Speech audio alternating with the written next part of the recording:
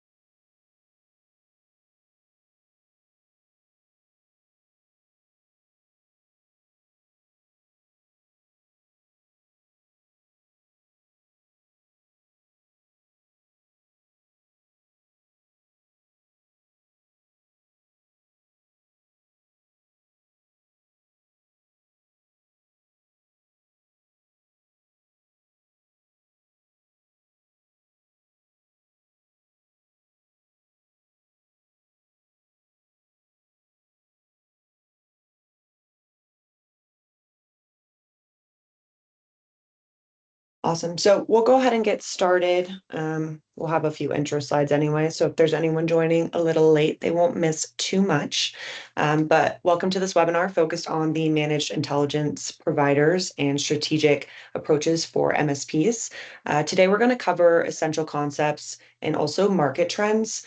We're also going to talk about AI adoption phases, any types of risks associated to those, and then also some actionable strategies as well for success and transformation, as well as like service delivery as well.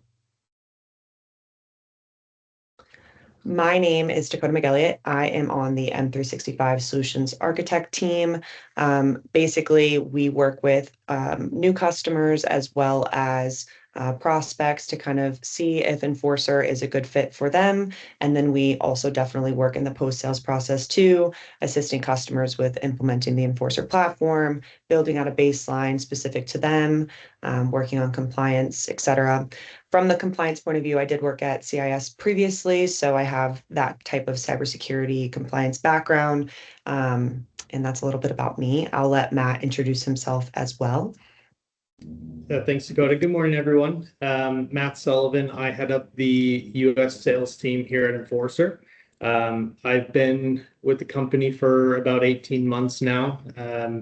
Before that, I spent the previous roughly 10 years at ConnectWise. So I've been working with MSPs in various capacities for the past 12 or so years.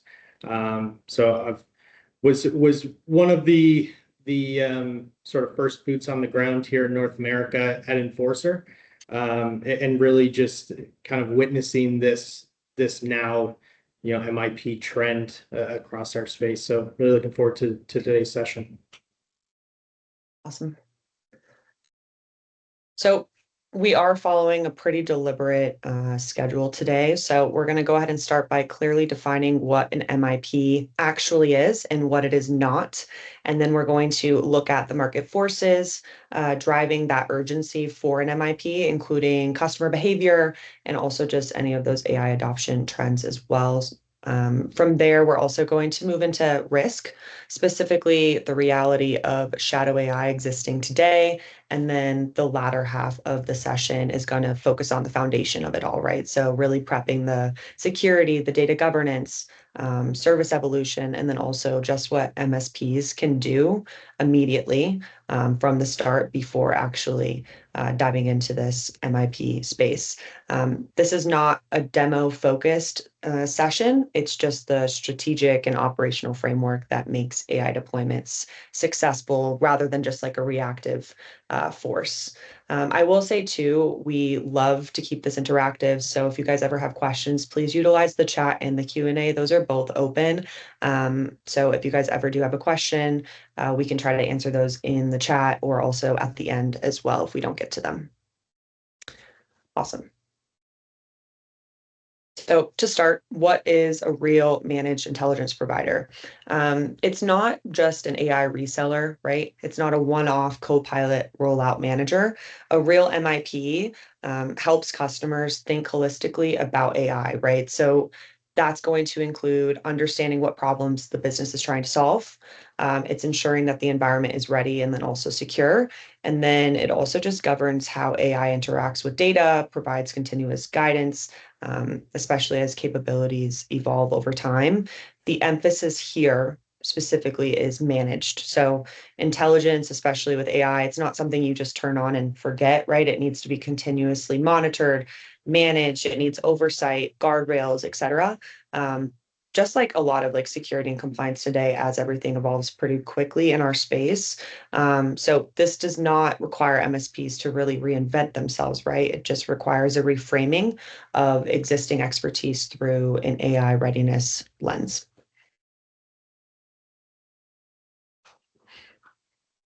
So during the MSP landscape evolution over time, every single shift has followed the same pattern, right? So we have customer behavior that's changed, we have risk that's increased, and then MSPs adapt to that risk and change. Break fix in 2005, for example, gave way for managed services. Cloud adoption changed the security perimeter, and then identity really replaced that network, right? So security became really foundational, and AI fits directly into the same evolutionary arc. The difference is obviously speed, right? AI accelerates the visibility and impact of all of the existing issues that you currently have. And this doesn't make the MSP role obsolete, but it does definitely make it a lot more critical. So MSP to MSSP. And then we've also had a lot of focus on locking down office locations. It was more around users and identity, right? So a lot has changed over time. And I think just really focusing on the indicators, such as the Microsoft surge, right? There is a $20 billion investment from 20 to 25 just in security alone. So really looking at how things have changed over time can obviously help you forecast what to invest your time in the future. So there's three MSP trends that really converge together, right? First, identity is the perimeter. AI simply makes identity and access decisions a lot more consequential. And then we also have compliance, which has moved from periodic effort to ongoing obligation, especially as data usage expands. And then we also have AI usage, which is already happening inside organizations, whether that has been sanctioned or not. And AI is not obviously introducing new complexity in isolation. It's magnifying trends MSPs have already been navigating for years. It's just cultivating it in a lot faster way. So I think this like little image kind of explains it perfectly, right? It's like protecting your physical office building. You wouldn't leave doors unlocked or windows open or let everyone look at information in all of your filing cabinets and HR folders. The same kind of goes for your digital office. Implementing strong security measures within your tenant is going to help protect all of that valuable information from unauthorized access or cyber threats. So, given that AI amplifies existing posture, the role of a MIP becomes extremely clear, right? So, a real managed intelligence provider is going to go ahead and help customers with problems AI should and should not be used to solve. They also are going to assess the environment honestly, remediate foundational gaps, and then also support AI adoption as an ongoing governed capability. So it's not just about deploying intelligence quickly, right? And I think some of us can agree that the cart's definitely been put in front of the horse in that. It's about deploying it responsibly and sustainably in a way that protects the customer and then also just reinforces the MSP's role as that trusted advisor.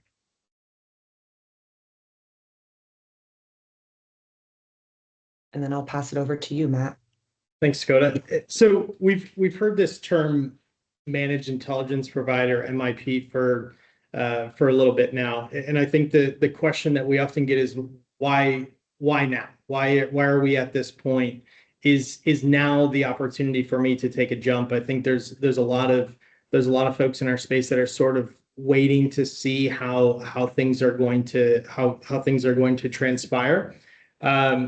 If I look back at that timeline that Dakota put on the screen, going from break fix to managed services, managed security services, managed security was probably was the most recent wave that we all remember. It was adding a lot of tools to the stack. It was, what margin can I make? How am I going to resell this to the customers? I think when we look at what is the difference between that and this next wave of AI, to me, it's simple. It's tailwinds versus headwinds. And for that security journey, every product that you were selling to customers or every discussion that you were having about their security posture was another check that was being put into place, or more verification, more hoops for customers to jump through. And you were spending a lot of time educating them on why this is important, right? So you're looking at balancing that, you're managing that balance between security and productivity. The difference here with AI is not just is productivity increasing, but it's increasing exponentially. And that's exactly what the customers want to see. They are driven by how can we get the most out of what we're using today. And the reality is at this stage, the gap for MSPs is going to widen. Customers and their AI journey is moving faster than your governance strategy. It's moving faster than your readiness strategy. And right now, it's not about being early to paddling in front of the wave. It's you can't afford to be late to it, and that's ultimately what we're seeing is the wave is here, so to speak. So if you want to jump to the next slide, Dakota. If we talk about demand, again, it's here. Customers are chomping at the bit to start leveraging AI to offload some of their administrative tasks, some of their busy work. They're looking to be more efficient. It's that do more with less, or do more with what we have today. The reality is competition is heating up. We're starting to see the entrance of managed AI. We're starting to see folks that are establishing themselves as the thought leaders in that space. And again, I think waiting to see how this plays out isn't a winning strategy. It's really not even a survival strategy at this point. So if you look at, go ahead, click to the next one, Dakota. While you take a look at some of the stats there, I'll say this is a bit of a two-pronged approach as we look at the SMB and how they're adopting AI. I think you have sort of the executive leadership level. The way that they're looking at it is it's solely about outcomes. How is it going to drive profitability of the business? How is it going to increase efficiencies across the business? How is it going to make them more competitive? How is it going to allow them to to control their costs? They're looking at this from an outcome standpoint. They're not thinking about they're not thinking about prompts. They're not thinking about permissions. To an extent, they're until you bring it up, they're not even really thinking about governance of data.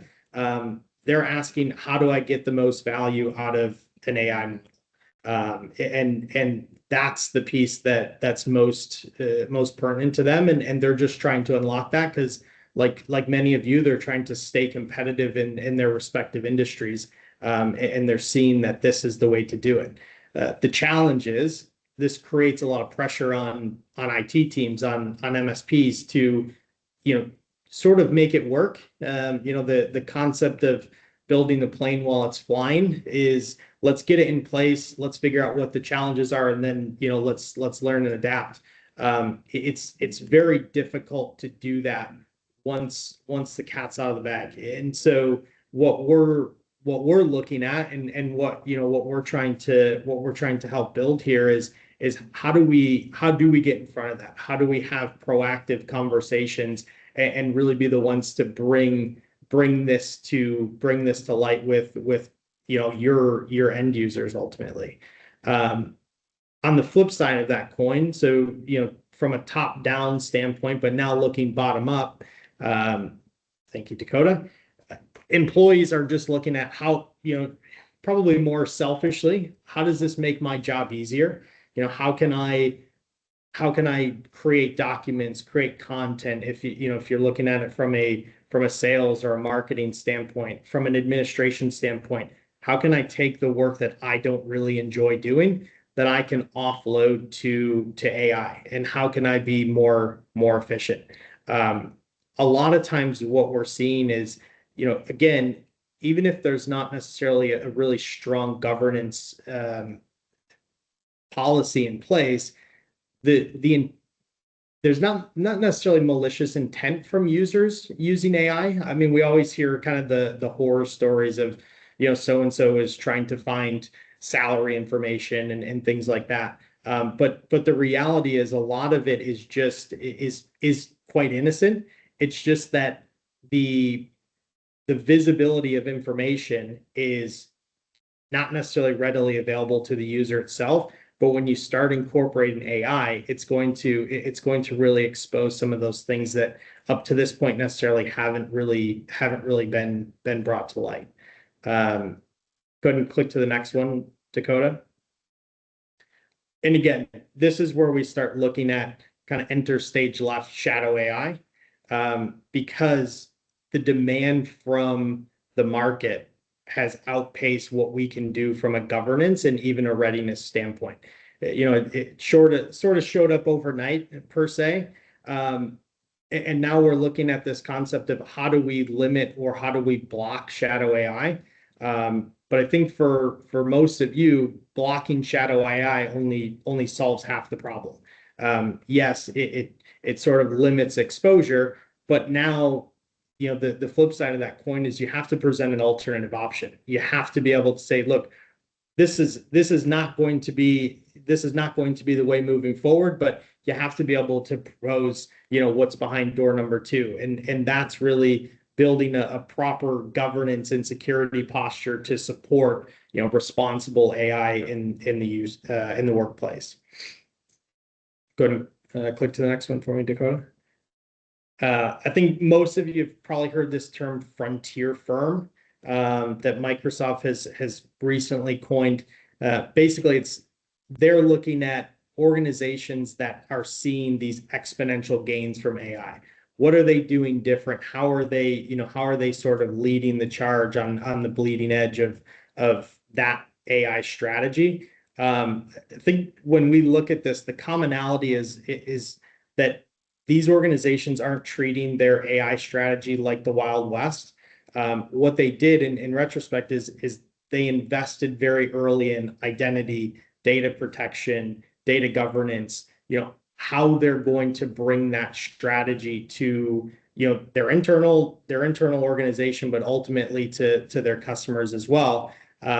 AI was more so layered on top of that operational maturity. It wasn't something that they sort of just shoved in there in the forefront. So, but the reality is, Dakota, if you can click to the next one for me. It's not a silver bullet. I think in many conversations that we have with MSPs, your customers are a bit all over the place in terms of their AI adoption strategy, what they would be looking to leverage AI. And so to think that you can treat every customer as the same, again, is not a very successful strategy in this case. It's understanding, what are you trying to get out of this? What are some of the organizational goals? What's some of the strategy that's driving this? And then really looking at what are the problems that we need to solve here? Again, as Dakota mentioned, or I think that illustration of sort of the falling house there is AI is not going to solve these problems. If anything, it's going to amplify them. It's going to bring them to light much faster. And so when we look at things like poor data quality, broken process, weak governance, those are things that again, they'll continue to be brought to the forefront, leveraging AI if you're not getting in front of that in the first place. Next one for me, Dakota. And lastly, why now? Again, the wave is here. I think when we look at the market for specifically for MSPs, competition is absolutely heating up. I think in a similar instance as other waves that we've seen, the managed services, the managed security service, you have to be able to adapt quickly. And I think as it says, if you're not having those conversations with customers, likely someone else will. And if that other MSP or anyone else in the market is able to establish themselves as that AI advisor, that's a really difficult position to reclaim once that shift happens. Go ahead and click to the next one for me, Dakota. Oh, I guess this is actually yours.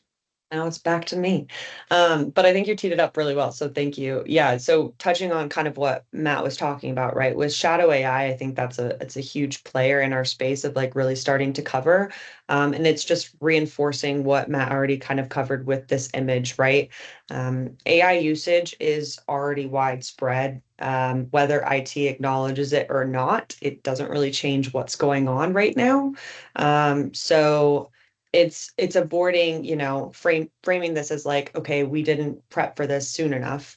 It's just, okay, this is inevitable. If AI usage exists, then governance also must exist as well, even if we haven't done it right the first way or like whatever, or Copilot licenses have been deployed without data governance being prepped. That's totally fine. It's just more focusing on, okay, like what can we do now and how do we prep for it better in the future, because change is inevitable right now, even rapidly changing, especially with AI. So just getting the foundation right before that happens is even more important. So when AI contributes to a data exposure, a compliance failure, or even just like misinformation, organizations aren't blaming AI in the abstract, right? And that's pretty obvious, right? They're tracing the issue back to the decisions that were made or lack thereof with access, data governance, oversight. What went wrong for the AI to be able to contribute to this, right? So we're just really focusing on the amplification of what was already wrong. So this is where MSPs really step into a more accountability role. Shadow AI is obviously a risk, but it's also more of a signal of use. There's an unmet demand as well as missing structure internally with your customers today, where a lot of them are able to have free reign with AI that that organization might not even be aware exists. So it's just kind of being able to structurally manage all of that in a really good foundational way. So the real choice isn't control versus productivity. It's just unmanaged risk versus governed enablement, I would say. And then moving on, right? So we've talked about the issues that's at hand, what's been going wrong, but now it's almost focusing on what do we need to do now? Security and data governance are often, I would say, described as friction in AI conversations, depending on who you talk to. But in practice, they are what enable confident adoption over time, especially. Every AI capability operates on top of identity, permissions, and then also data. So if those foundations are weak, like that house image that we showed before, AI outputs are going to be unreliable or even dangerous. So if those foundations are strong, then AI will become predictable and then also really, really valuable internally. I think we can all agree on this, right? That not only there are some cons right now with AI, especially if the data is not set up, but we focus on it so much because of the capabilities of what it can do internally for small businesses, enterprises, every type of company that you can imagine. So this is not new work for MSPs. It's just existing expertise made a little bit more visible by AI. So before we go ahead and talk about who gets Copilot and when, I just want to kind of reframe how we think about this type of pyramid, right? A lot of organizations look at security and governance and then they see friction.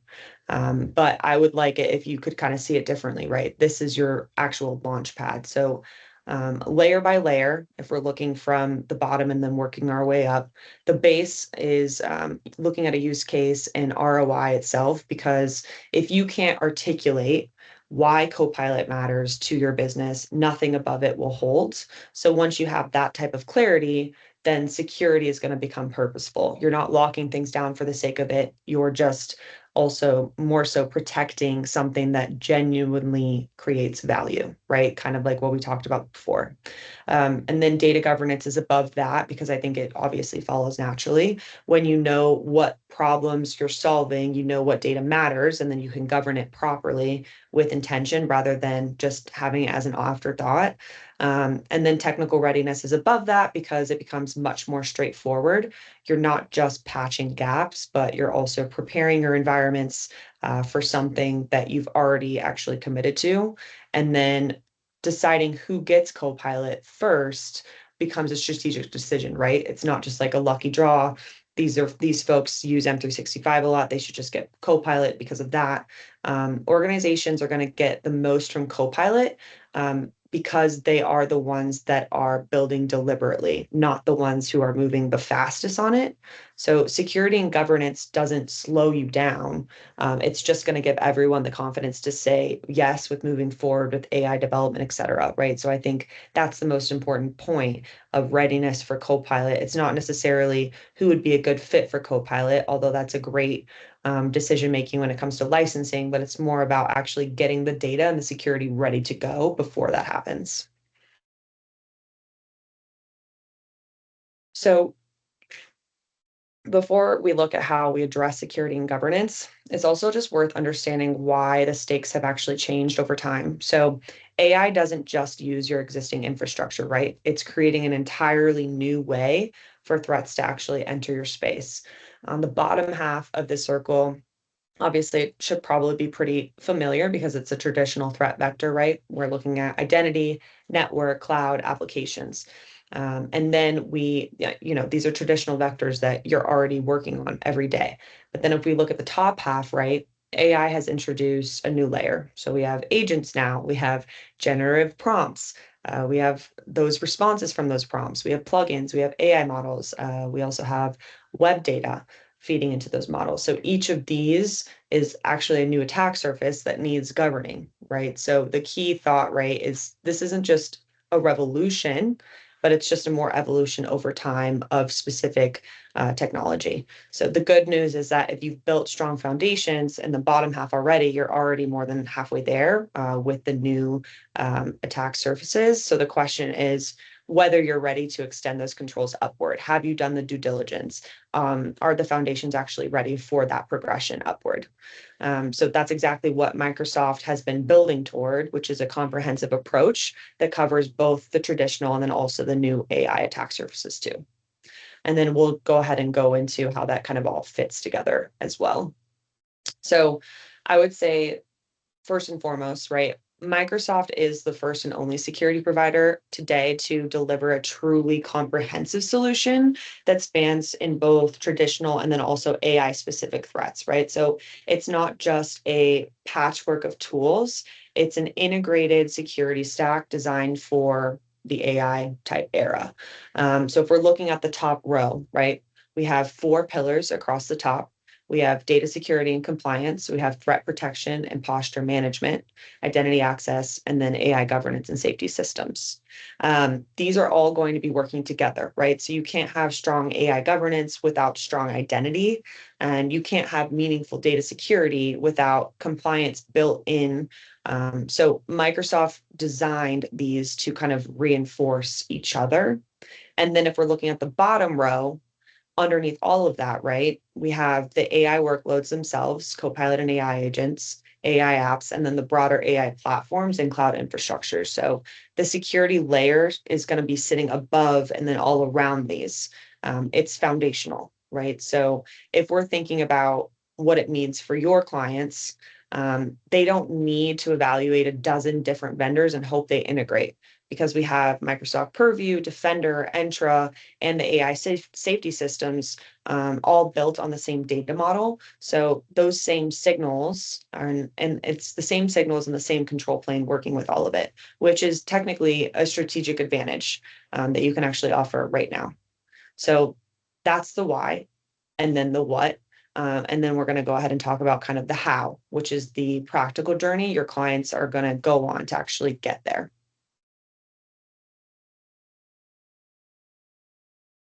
So with tenant security, right, we want to think about it as kind of the soil that everything else grows in. So if the soil is not great, it doesn't matter how good the seeds are, right? Copilot agents, AI apps, they all depend on a secure, well-configured Microsoft 365 tenant to operate safely.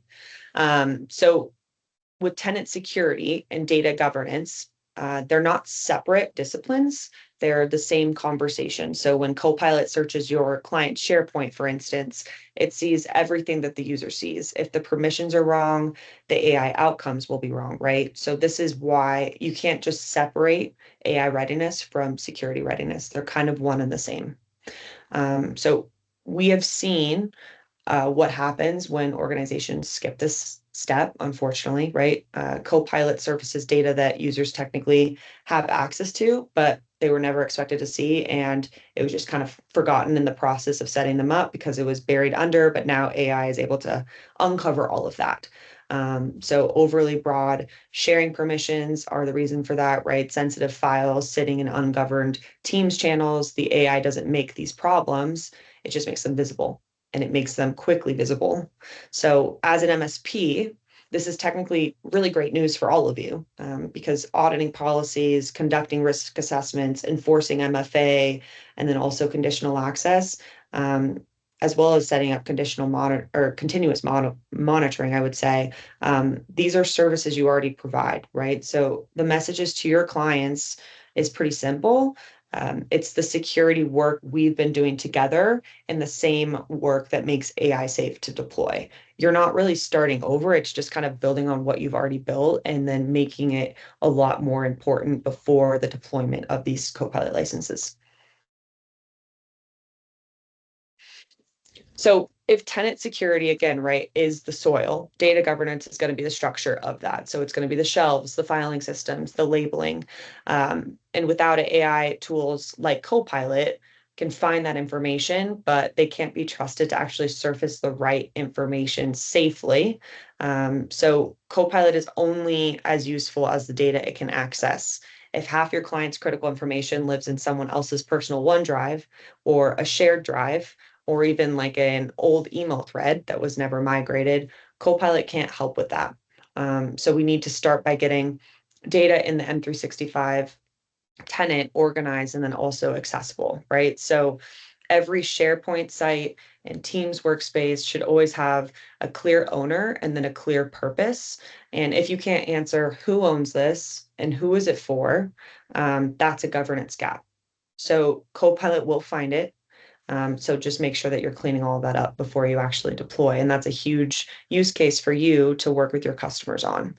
I would say too, with permissions, right? This is the one that catches most organizations, I would say. So they've allowed broad access over time, external sharing that was never revoked, groups that got way too large.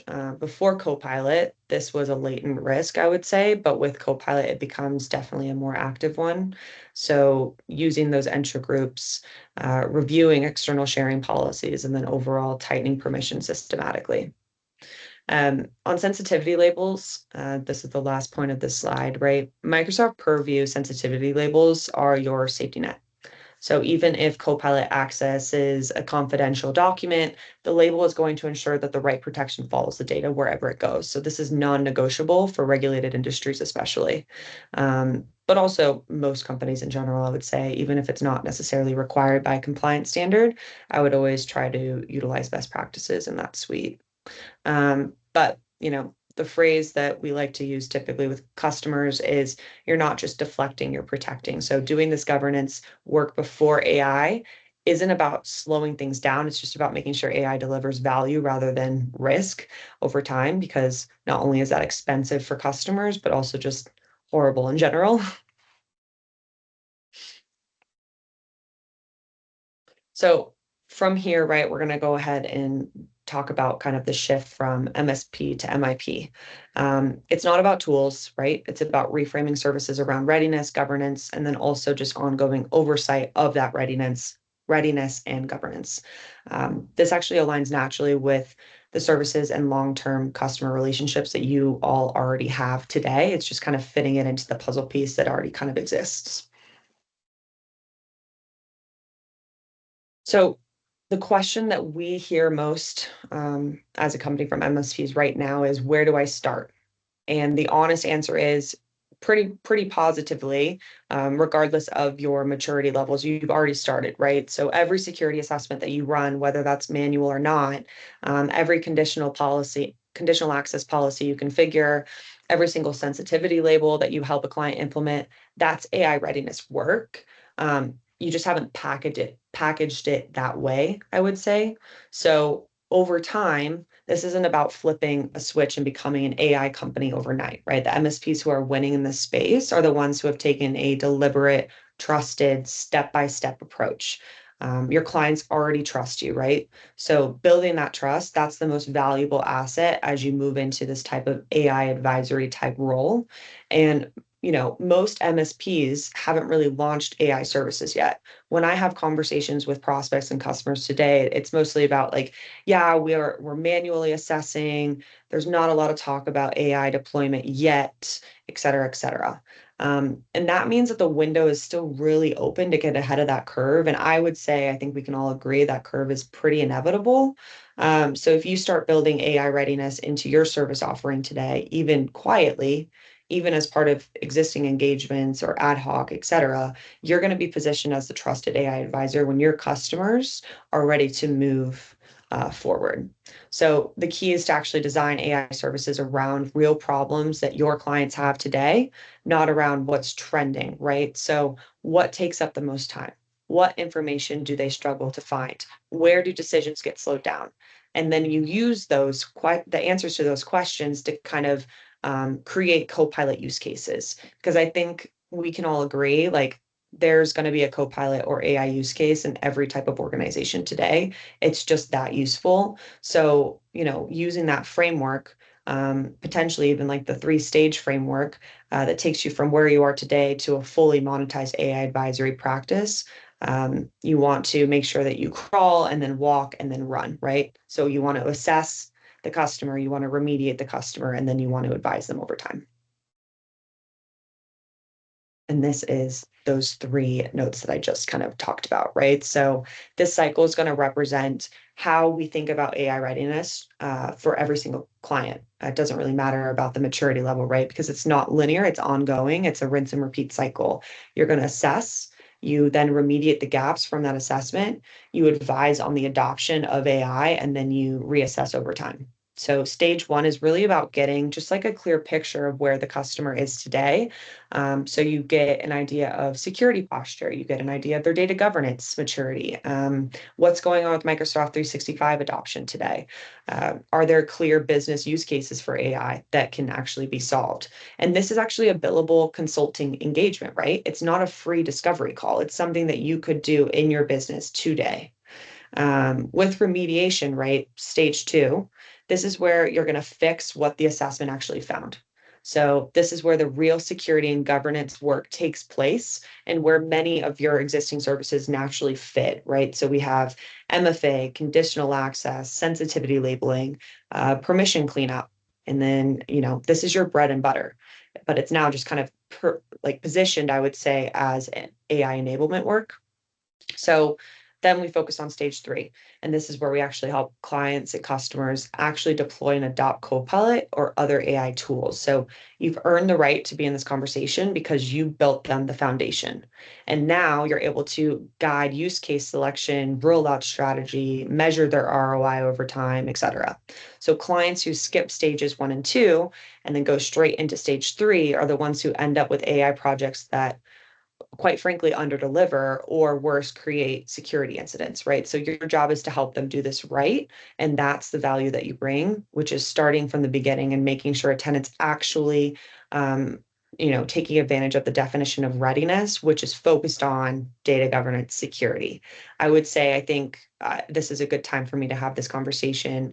A lot of the times when I talk to prospects and customers, I think in this space especially, there's two definitions of readiness. One is yeah, we have Microsoft 365, we use it, we have the proper licensing. Great, you're a perfect fit for Copilot. You should move forward with Copilot. On the other side of the coin, and something that we really try to focus on is readiness from the point of view of actually getting that data ready, right? So we need that data to be prepped and ready to go before Copilot's deployed. Focusing on both sides is super beneficial, but definitely not the first component only. So assessing Copilot readiness, right? The first step is really understanding where your client actually is, not where they think they are. In our experience, most companies actually believe they're further along on security and governance than they actually really are. And the readiness assessment really does close that gap. So on security and governance evaluation, right? We look at tenant security posture end to end. We look at conditional access policies. We look at MFA coverage. We look at governance maturity. Our sensitivity labels in use. Is SharePoint structured and governed, right? So we're really looking at a lot of these questions. And then if they're technically, they're not tick off the box questions, right? They're answers directly that determine whether Copilot will be actually safe and effective in that tenant. So Copilot amplifies what's already there, right? If a client isn't using SharePoint, Teams, or OneDrive consistently, Copilot has a less kind of less to work with. So understanding their adoption baseline definitely does help set realistic expectations and identify also just like where quick wins will be overall. When we're focusing on a business use case, though, this is the part that gets clients excited for sure, right? So, where does your team spend time searching for information? Where are decisions slowed down? Where does Copilot deliver immediate visible value?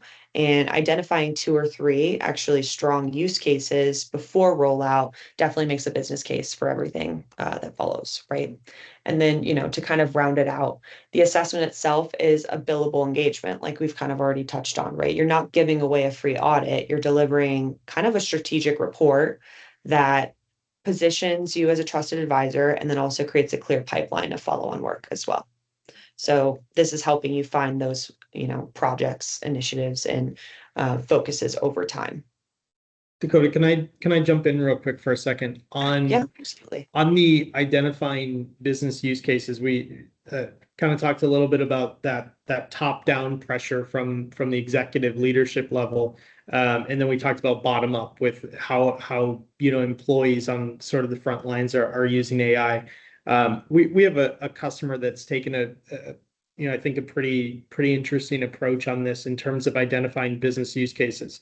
And what they've done as part of this assessment strategy is they'll do, in many instances, they go on site, but they meet with folks in each department, and they're just asking good questions. They're asking, what are some repeatable tasks that you're doing? What do your day-to-day responsibilities look like within the organization? And I think in many instances, those customers are telling them, "Hey, in a perfect world, I could offload this to AI." But what these folks are doing really well is they're gathering that information from each department, and they're using that as part of their scope, where they can go in and then they can be very prescriptive, and they can say, "Look, here are some things where yes, we can drive efficiency. We can sort of replace some of the time that your team is doing, some of these more mundane tasks and things like that." But ultimately, I think what they're doing better than most is they're asking really good questions. It's that mentality of seek to understand what you're solving for, and and then be able to advise on, is this something that we actually can solve for with with Copilot, and so on. So I think, again, we look at it in sort of this readiness in two phases: is security, governance, but also really understanding your customers. I think that's, one thing that's so critical for MSPs, and something that so many of them do very well, is you have such an intimate knowledge and understanding of your customer base, and what their objectives are and what their strategy is, and how do you align technology to it. So this is really no different in that aspect. 100%. Yeah, I appreciate that. That was good.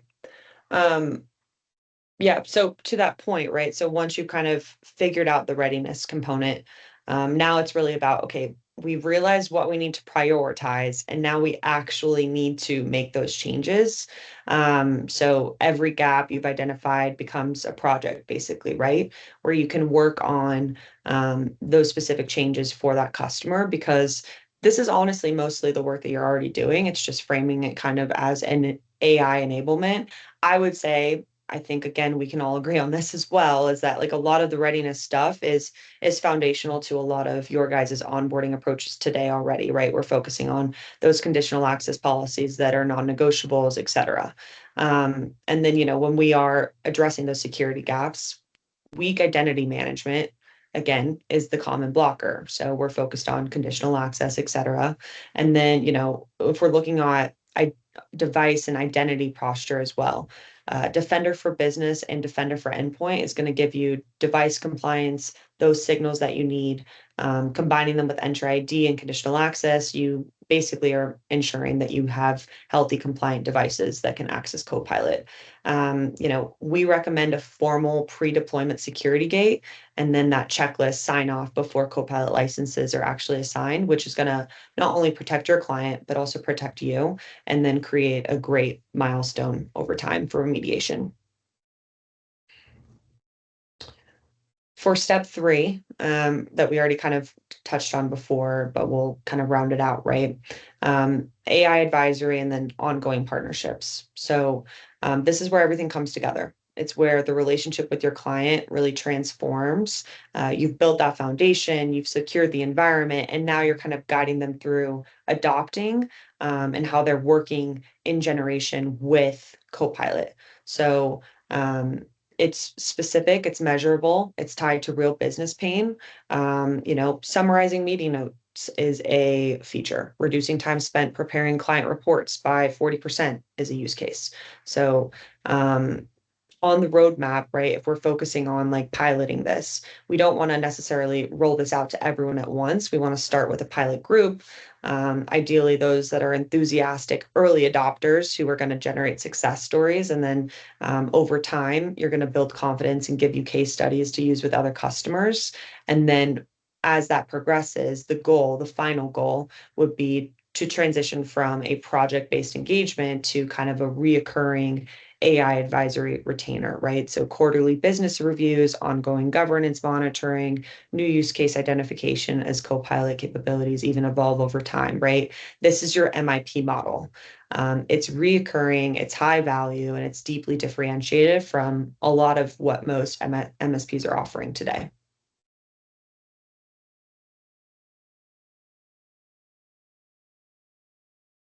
And I will pass So this we're back. gonna we're gonna wrap by talking about what are some things that we can put into practice today. I think I always appreciate when we do this sort of in front of a live audience or in person, being able to pull the audience and ask, who has an AI strategy, who's developed an AI strategy, versus who feels like they've perfected that strategy, and all of a sudden you start to see a lot of hands go down, because the reality is everyone's sort of learning together here. But what we look at is there's really, I think, 3 pillars to this successful AI strategy, and we've talked a lot about the technology of things. Dakota, if you want to jump to the next slide for me. So we've talked a lot about the technology. We've talked about being able to make sure that data governance is in place, that there's proper gates, and um, there's different AI tools. There's all kinds of things that you need to consider when you're looking at your strategy for taking this to market. But the reality is tooling's not the only piece of this, and there has to be an equal investment in the people and the process around that. And I think specifically, just to talk on the people side of that for a second, it's not just in investing in, we talk about enabling customers and doing awareness webinars and even ongoing training webinars for your customers, but it's also enabling your people. It's giving them access to be able to sort of find their way through some of these things. And so if we jump to the next slide, what we're going to wrap up with is, what can we do now? And one that I think really hits home for me is start using Copilot internally. I'll tell you, here at Enforcer, we have it's a huge initiative for us to leverage AI, leverage Copilot in our day-to-day, regardless of your role. And so that's something where we really take that to heart, and we make that part of team meetings. We make that part of our initiatives, as an organization, is what can we do internally to be able to leverage AI. I think where that becomes very powerful, and again, inevitably you're going to have these conversations with customers. It's very powerful to be able to say, hey, look, here's some real world examples of what we've done internally, how we've used things, how we've seen this impact the business. I think that practice what you preach, or eat your own dog food, drink your own champagne, whatever analogy you'd like to use for that. It's important to have that level of hands-on experience. From there, you can start looking at, what kind of shadow AI do we have that exists in this environment? Is this a use case for Copilot? Ultimately, and then I would say the long game is really building a service around that. We talk about ROI, we talk about the added value to customers. It's not just delivering AI, but it's how do we continue to align your strategic initiatives as a business to the technology that we're delivering. And Dakota, if you want to jump to the next slide, I think there's some good examples of using AI internally. This is one, again, we've seen customers use this to varying degrees of how can we sort of build mini use cases internally. Being able to, specifically around like training and enablement, sales coaching and things of that sort, where again, you're still just building your own use case, but ultimately it starts to build some confidence for your team to go out and have these conversations. They're not necessarily theoretical, but it's actually real world, tangible. Here's the problem that we were solving. Here's the results, and here's the impact that it's had to the business. So what we'll leave with, and we can, I know we're going to share this presentation after, but Dakota, if you jump to the next slide for me, I think this is the last one, is sort of where on that journey each of your customers are at. And some of them may be far left here, some of them may be somewhere in the middle, but it's really meeting them where they are, establishing what what that end goal or what that path forward is for them, and then aligning your services to it. So for some of them, it's going to be very basic. Here's what we should start thinking about over the next 6, 12, 18 months. Others that are running very fast is, hey, maybe we need to slow down a little bit, and we need to put some structure around these things, and we need to really assess, what success looks like in this rollout. And again, what we're seeing is that there's that opportunity is now. And again, you don't have to rush to building, autonomous AI agents, but it's just having those conversations and really being proactive about bringing that conversation to the doorstep of your customers rather than, being on the back foot when they're bringing that conversation up and asking, hey, what can we be doing to leverage AI a little bit better? So I think that is the last of our 135 slides. But we do have a few minutes for, I think about 5 minutes Q&A. here for some Q&A. If there are any questions, I'll pull up the chat. Doesn't look Unless like you have it there's up already, any Dakota. going. Doesn't look like there's any now, but you guys have the opportunity to ask if there's anything that you need. And also, I'm going to put this slide up too. If you guys have any further questions, we have Matt's email up here, so feel free to bombard him with any type of inquiry you have. Yeah. To be clear, the likelihood of me being able to answer those questions, not great. But I am very resourceful, so I will put you in touch with the folks that can. Awesome. Cool. All right. Well, if there's no questions, like we said before, feel free to just reach out to that email. There might also be a contact email in like the follow-up email from this webinar. I'm not 100% sure what marketing's up to, but they're pretty thorough with their approach, so I'm not concerned at all. But thank you all so much for joining. Hope you guys have a great rest of your week. And yeah, hopefully we are all in touch soon. Thanks, everyone. Take care. Bye. Thank you.